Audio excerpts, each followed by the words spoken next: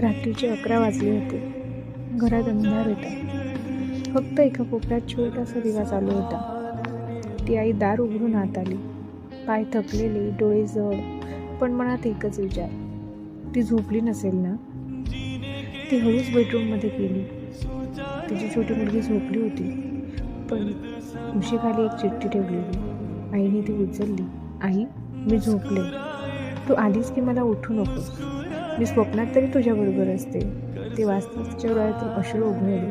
ती म्हणाली, मी तुला सगळं देण्यासाठी बाहेर जाते ग, पण तू मला फक्त माझीच उपस्थिती मागतेस.